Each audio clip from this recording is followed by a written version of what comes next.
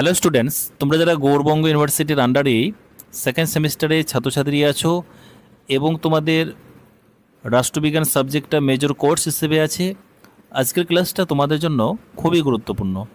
আজকের ক্লাসে আলোচনা করব তোমাদের একটি গুরুত্বপূর্ণ 10 মার্কের প্রশ্নোত্তর নিয়ে। প্রশ্নটা হচ্ছে ভারতের সংখ্যালঘু ও সংখ্যাগরিষ্ঠ সাম্প্রদায়িকতার উপর বিতর্ক বিশ্লেষণ করো। দেখো, তোমরা প্রথমে তোমাদের কিন্তু ইন্ট্রোডাকশান কিছু লিখতে হবে। এই যে দেখো, ভূমিকা। ভারত একটি বহুধর্মীয়, বহুভাষিক এবং বহু জাতিগোষ্ঠী সমৃদ্ধ রাষ্ট্র। এখানে হিন্দু, মুসলমান, খ্রিস্টান, শিখ, বৌদ্ধ, জৈন প্রভৃতি বিভিন্ন ধর্মাবলম্বীরা সহাবস্থান করে।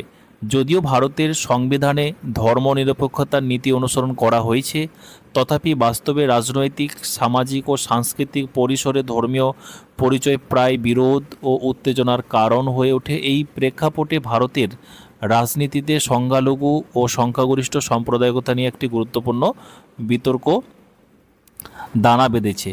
সংখ্যাগরিষ্ঠদের আধিপত্যবাদী মনোভাব এবং সংখ্যালঘুদের নিরাপত্তাহীনতার অনুভব, এই দুইটি দৃষ্টিকোণ থেকেই সাম্প্রদায়িক রাজনীতি বিশ্লেষণযোগ্য। বর্তমান পরিস্থিতিতে জাতীয় সংহতি ও গণতন্ত্রের ভবিষ্যৎ এই বিতর্কের গতি প্রকৃতির উপর অনেকাংশে নির্ভরশীল, মানে অনেকটাই কিন্তু নির্ভরশীল। ঠিক আছে, এবার দেখো, এখানে প্রথম পয়েন্টটা হচ্ছে সাম্প্রদায়িকতার ধারণা ও ধরন।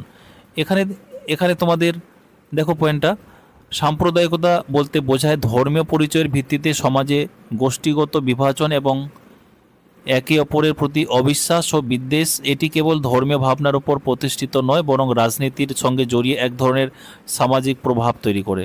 এই সাম্প্রদায়িকতা দুই ধরনের হতে পারে। এক হচ্ছে সংখ্যাগরিষ্ঠ সাম্প্রদায়িকতা, যা একটি বিশেষ ধর্মকে জাতীয় পরিচয়ের সঙ্গে মিশিয়ে দেখতে চায়। দুই হচ্ছে সংখ্যালঘু সাম্প্রদায়িকতা, যা নিজেদের স্বার্থ নিরাপত্তাকে রক্ষার জন্য আলাদা রাজনীতির ধারা গড়ে তোলে। উভয় ধরনের সাম্প্রদায়িকতা দেশের গণতন্ত্র, ধর্মনিরপেক্ষতা এবং সামাজিক ঐক্যর জন্য হুমকি সৃষ্টি করে। এরপরে সংখ্যাগরিষ্ঠ এবং সাম্প্রদায়িকতার বৈশিষ্ট্য। ভারতের মতো হিন্দু সংখ্যাগরিষ্ঠ দেশে এ ধরনের সাম্প্রদায়িকতা হিন্দুত্বভিত্তিক রাজনৈতিক মতাদর্শে প্রকাশ পায়। এতে দেশের সংস্কৃতি, ইতিহাস এবং রাষ্ট্রনায়কত্ব কেবল হিন্দু ধর্মের সঙ্গে সংযুক্ত করে ব্যাখ্যা করা হয়। এই প্রবণতায় সংখ্যালঘুদের দেশপ্রেম ও নাগরিকত্ব নিয়ে সন্দেহ তৈরি হয়। এছাড়া এই মতাদর্শ জাতীয়তাবাদকে ধর্মের সঙ্গে মিশিয়ে এক ধরনের সাংস্কৃতিক জাতীয়তা গঠন করে, যা অন্যান্য ধর্মাবলম্বীদের প্রান্তিক করে তোলে। এই প্রক্রিয়া গণতান্ত্রিক অধিকারে বৈষম্য সৃষ্টি করে এবং রাজনৈতিক বিভাজনকে উস্কে দেয়। তোমরা এরকম টু দ্য পয়েন্ট লিখবে পরীক্ষায়। আশা করি তোমরা এরকম টু দ্য পয়েন্ট লিখলে কিন্তু তোমরা আশা করি ভালো নম্বর পাবে। এরপর 3 নম্বর পয়েন্টটা দেখে নাও, সংখ্যালঘু সাম্প্রদায়িকতার প্রতিক্রিয়া। সংখ্যাগরিষ্ঠদের আধিপত্যের প্রতিক্রিয়ায় সংখ্যালঘুরা নিজেদের ধর্মীয় পরিচয় রক্ষায় রক্ষণশীল হয়ে ওঠে। তারা নিজেদের অধিকারের দাবি নিয়ে আলাদা সংগঠন, ধর্মভিত্তিক দল ও আন্দোলনের জন্ম দেয়। এই প্রক্রিয়ায় সমাজে ধর্মীয় বিচ্ছিন্নতা এবং পারস্পরিক অবিশ্বাস তৈরি হয়। অতএব এই প্রক্রিয়া কখনো কখনো জাতীয় সংহতি নষ্ট করে দেয় এবং ধর্মকে ভিত্তি করে পরিচয় রচনার প্রবণতা বাড়ায়। তারপর কি আছে, মেরুকরণ আরও দৃঢ় এবং এক ধরনের আত্মরক্ষামূলক মাইনরিটি ন্যাশনালিজম তৈরি হয়। এরপরে রাজনৈতিক দলগুলোর ভূমিকা। ভারতের বহু রাজনৈতিক দল ধর্মীয় পরিচয়কে ভোট ব্যাংক রাজনীতির মূল অস্ত্র হিসেবে ব্যবহার করে। একদিকে সংখ্যাগরিষ্ঠ হিন্দু ভোটকে একত্রিত করতে এক ধরনের হিন্দুত্বের রাজনীতি করা হয়, অন্যদিকে সংখ্যালঘুদের আবেগকে কাজে লাগিয়ে সুরক্ষা ও অধিকারের নামে প্রচার চালানো হয়। বিভিন্ন সময় নির্বাচনী ইশতেহারে ধর্মীয় ইস্যু প্রাধান্য পায়, যেমন মন্দির নির্মাণ, গোমাংস নিষিদ্ধকরণ, হজ সাবসিডি ইত্যাদি। এই দলগুলো ধর্মীয় নেতাদের পাশে রেখে জনসভা করে যাতে ধর্মীয় আবেগ উত্তেজিত হয়, ফলে ধর্ম রাজনীতির বিভাজনের রেখা ক্রমশ মুছে যেতে থাকে। তারপরে দেখো, এখানে 5 নম্বর যে পয়েন্টটা আছে, দাঙ্গা ও হিংসাত্মক সংঘাত। তোমরা এরকম 4-5 লাইন লিখবে, তাহলেই হয়ে যাবে। তারপর দেখো এখানে কি আছে, গণমাধ্যম ও সামাজিক মাধ্যমের ভূমিকা। এখানেও তোমরা 4-5 লাইন লিখবে। তোমরা তোমাদের সুবিধা মতো তোমরা স্ক্রিনশট নিতে পারো।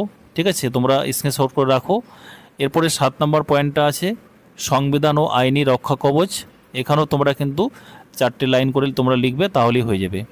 8 নম্বর পয়েন্টটা হচ্ছে ধর্মীয় সংখ্যালঘুদের শিক্ষা, চাকরি ও নিরাপত্তা। এখানেও কিন্তু আমি খুব বেশি লম্বা করিনি। সাম্প্রদায়িকতা, এই যেখানে মানসিকতার ফলে সংখ্যালঘুরা প্রায় শিক্ষা চাকরির ক্ষেত্রে বৈষম্যর শিকার হয়। তারপরে জাতীয় সংহতির প্রতিবন্ধকতা। তোমরা টোটাল 8-9টা পয়েন্ট লিখবে, আমি এখানে একটু বেশি দিয়েছি যেহেতু মেজর কোর্সে মানে অনার্সে একটু বেশি লিখতে হয়। ঠিক আছে, তোমরা অবশ্যই কিন্তু 10টি পয়েন্ট দেওয়ার চেষ্টা করবে। তারপরে দেখো উপসংহার শেষের দিকে পরিশেষে বলা যায় যে ভারতের রাজনীতিতে ধর্ম সাম্প্রদায়িকতা একটি অত্যন্ত সংবেদনশীল ও গুরুত্বপূর্ণ ইস্যু। সংখ্যালঘু সংখ্যাগরিষ্ঠ সাম্প্রদায়িকতার বিতর্ক একদিকে যেমন ধর্মীয় স্বতন্ত্রবোধের প্রশ্ন তুলে, অন্যদিকে তেমনই জাতীয় ঐক্য ও গণতান্ত্রিক মূল্যবোধকে প্রশ্নবিদ্ধ করে। এই পরিস্থিতি থেকে উত্তরণের জন্য প্রয়োজন ধর্মনিরপেক্ষতা ও মানবিক মূল্যবোধের বাস্তবায়ন। রাজনীতিকে ধর্মের প্রভাবমুক্ত করে সামাজিক ন্যায় সংহতির পথে এগিয়ে যাওয়াই হবে আগামী ভারতের ভবিষ্যৎ গঠনের পথ। ঠিক আছে।